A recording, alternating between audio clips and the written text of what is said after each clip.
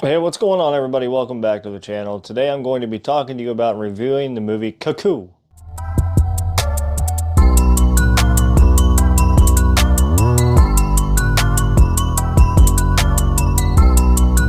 Now, this is a movie that I've seen the trailer for whenever we went to go see Longlegs, and it kind of hooked me from there.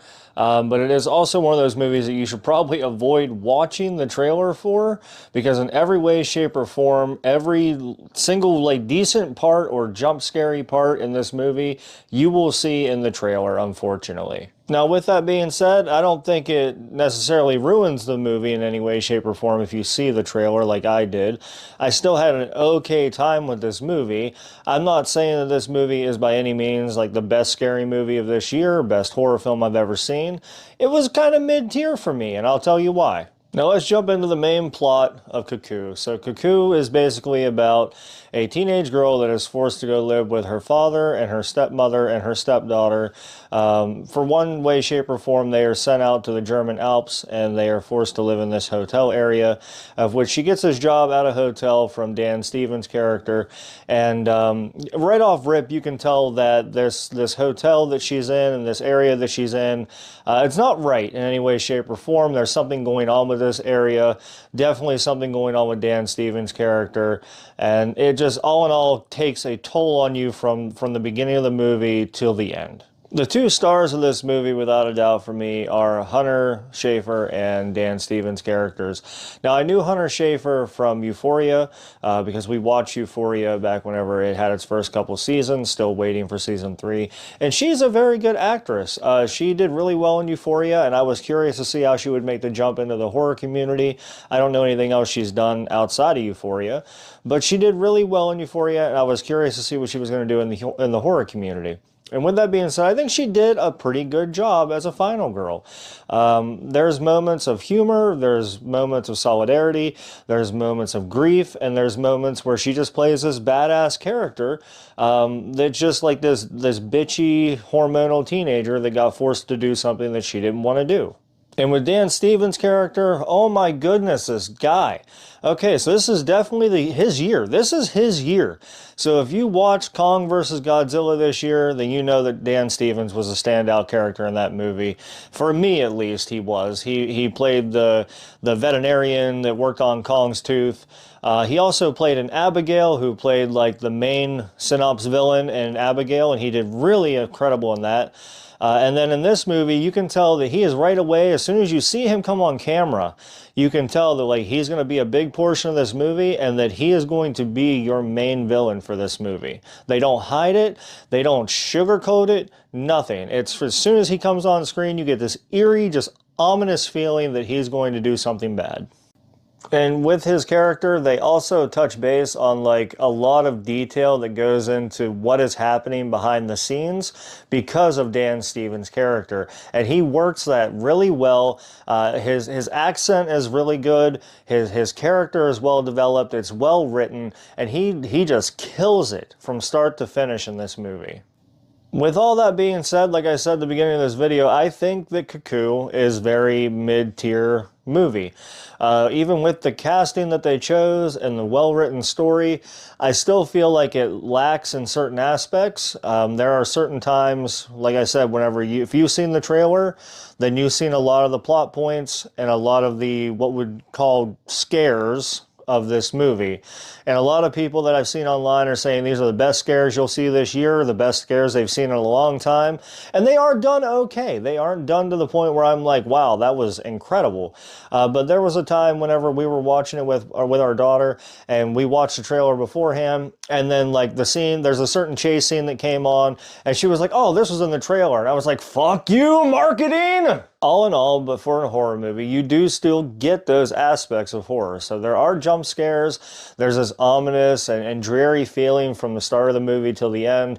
And the jump scares do linger. Like there are lingering jump scares in this movie that you were like, you know, you see it and it hits you, and then you're like, okay, I've had enough of that one, let's go on to the next one. And they have like these playful quirks and jokes in and out between the movie before they hit you again. You know, they hit you again with another jump scare or another eerie feeling, and that's done really well. So it keeps the story flowing up until the end, and it keeps you questioning what's going on up until the point where, like, you know what's going to happen, like, you know what's going on now, and that's done really well. But it's not to the point where I'm like, wow, that was the greatest jump scare I've ever seen in my life. Part of me does question if I would have found this movie better if I did not see the trailer beforehand at the showing of Longlegs.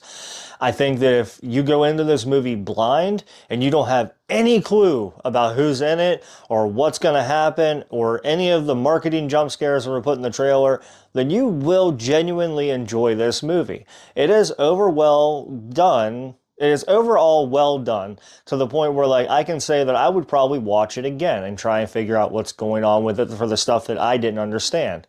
But it is one of those movies that if you do see the trailer, you've probably seen a lot of the movie, unfortunately. With that being said, let's jump into my positives and my negatives on this movie. So for my first overall positive, I think the casting in this movie is incredibly well done. I think that Hunter Schafer and Dan Stevens steal the spotlight in this show, like I said in the beginning of this video. I think both interact together very well, and I think the comedic moments that happen that tie into their subplot and to tie into their character-driven story, they balance each other very well. So that is overall one of my biggest positives for this film. And for my second positive, I do love the horror aspect in this movie. There is a very well-written and well-driven, ominous feeling and just tension that you will have in this movie, especially if you watch it in the dark and if you go in blind not knowing what's going on, then you will feel very scared while you're watching this movie. And not a lot of horror films in this day and age can do that to me. But I didn't go in seeing this movie blind, so some of the things that came up, I was like, I think I've seen this done before, or that wasn't that scary. That didn't scare me as much as it probably would have if I wouldn't have seen the trailer. All right, so now for my negatives, those dirty damn negatives.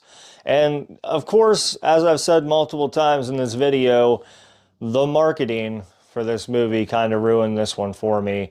It probably would have been a higher ranking for me this year of one of the better films made, if not for the marketing campaign that ruined a lot of the tension moments and jump scare plots. And for them to show the trailer at like other big festival films like Longlegs and Beetlejuice, you kind of get those moments of tension disbanded whenever you see the movie up front. And now my second negative has to do with the overall ending.